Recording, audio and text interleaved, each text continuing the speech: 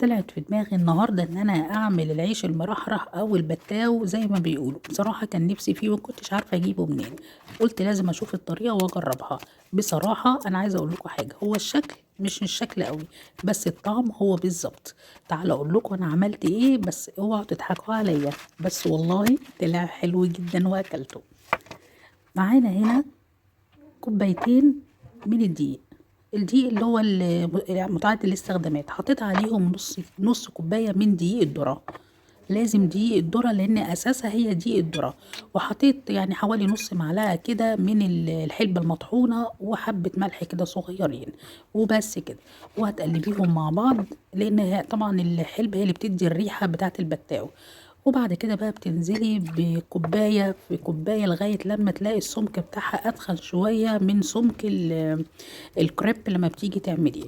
بس كده. انا ما حبيتش ان انا اعمله عجينه افردها، لا انا قلت هعمله زي نظام الكريب. بصراحه انا كنت بجرب لاول مره، بس التجربه برضو يعني ما فشلتش قوي، بس هي تجربه وجربتها وحاجه كان نفسي فيها وعملتها.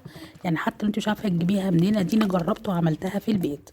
بس كده. وسبتها بقى في التلاجة، يعني صبيتها في قلب، هنا في قلب حاجة هنا كده وعاء، ورحت مغطياها وسبتها في قلب التلاجة لمدة ساعة. كل ما بتريحي الخليط كل ما بيديك نتيجة حلوة. بس كده.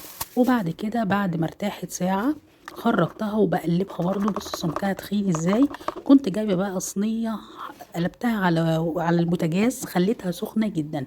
وكمان العصاية دي بتاعة الكريب. بصوا عملت بالظبط نفس نظام الكريب بالظبط. بصراحة انا قلت هجرب وهشوف. طبعا هي اول واحدة بس بتطلع كده عشان طبعا ما تبقاش مظبوطة، لكن بعد كده الحمد لله ظبطت معايا. وبصوا بالراحة كده، اول ما ابتديت انها تدي الفقاقيع ديت ورحت قلبها على طول ورحت شايلاها في ساعتها. بس كده. وعملت التانية نفس الحكاية، سخنتها جدا جدا الطاسة وبصوا اول صب وراح على طول فرد على طول. بصراحة نفعتني برضو العصاية دي بان انا افرد بيها. يعني التجربة كانت بصراحة لذيذة، يعني أنا كنت مبسوطة والريحة والطعم فعلا هو البتاو بصراحة. يعني بصوا بضغط ازاي، مفيش ثواني من ناحيتين وبعد كده بروح قلبها على طول. عملت بالنظام ده كله. عايزاه بقى كده بيبقى طري، لو انت عايزاه ناشف ممكن ولعت الفرن ورحت محمصاه، ادى بصراحة القرمشة زي بالظبط البتاو من بره. لكن عايزاه طري ممكن تديله تقميرة كده بيبقى ريحته جميلة وهو مقمر.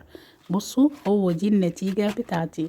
طبعا انا مش عارفة الفيديو هيعجبكم ولا لا، بس انا حبيت يعني اوصل لكم التجربة اللي انا عملتها، وان الواحد ممكن يعمل كل حاجة في البيت. بس بجد في الاخر اقدر اقول على رأي المثل ادي العيش لخبازه.